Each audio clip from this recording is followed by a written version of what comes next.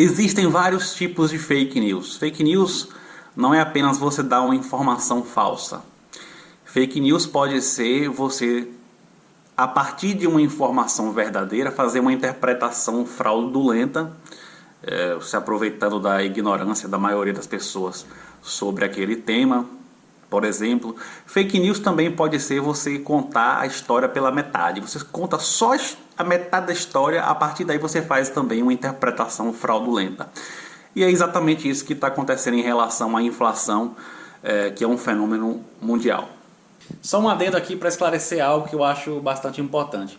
Uma coisa são as pessoas que criam essas fake news e compartilham aí nas redes sociais, no WhatsApp, com a intenção de enganar mesmo, de manipular a opinião pública. Outra coisa são as pessoas que, por ingenuidade, compartilham, né? A gente sabe que não é apenas ingenuidade, tem muito viés de confirmação envolvido, né? Aquele que eu falei lá no vídeo passado. O sujeito já gosta de Bolsonaro, recebe uma informação ou a interpretação de fatos ali no WhatsApp que tenta dizer que Bolsonaro não é culpado. Aí a pessoa já olha e já sai compartilhando, já acredita logo de primeira, nem pesquisa, nem busca uma segunda opinião e tal, porque ela já gosta de Bolsonaro. É a coisa do viés de confirmação, né, que eu comentei lá no vídeo passado. Enfim, o que é que os bolsonaristas estão falando por aí? Que a inflação é um fenômeno mundial, está acontecendo no mundo inteiro, então é natural que aconteça no Brasil também. Então Bolsonaro não tem culpa nenhuma. É mentira da esquerda dizer que o governo tem culpa na inflação. Está acontecendo no mundo todo. Só esqueceram de contar a outra parte da história, né? Que a inflação aqui no Brasil é maior do que a dos outros países, pelo menos a da maioria dos demais países.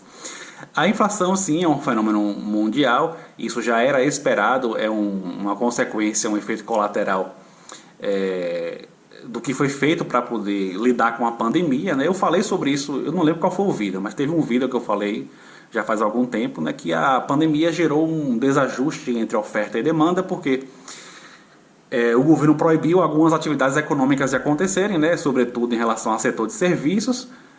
Aí você provoca uma redução na oferta, sobretudo, né, pelo lado dos serviços. Aí o governo teve que gastar mais, houve uma demanda maior puxada aí pelo governo, para poder lidar com a pandemia, pagar vacina, pagar um monte de coisa aí, auxílio para a população, enfim.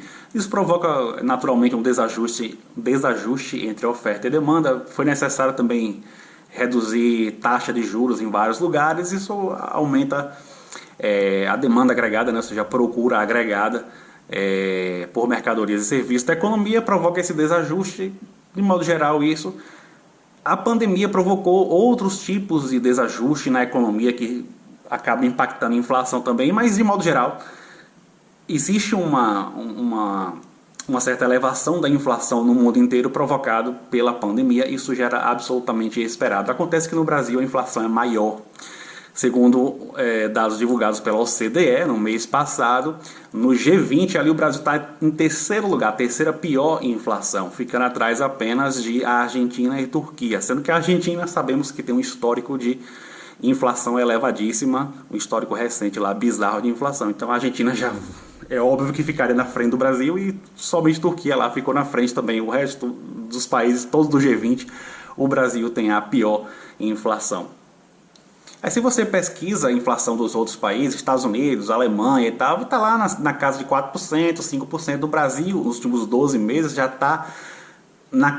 passou de 2 dígitos, já está mais de 10% a inflação acumulada dos últimos 12 meses. Aqui é bem pior, porque além dos efeitos da pandemia, tem também os efeitos, como eu falei, em 3 vídeos atrás, salvo engano, tem os efeitos também da instabilidade política e da incerteza fiscal que está gerando fuga de dólares daqui do Brasil. Essa fuga de dólares faz com que o dólar fique mais caro. É isso que está acontecendo. Então são duas coisas. Tem o efeito da pandemia, que não tinha como fugir disso, mas tem a incompetência do governo que está agravando a situação.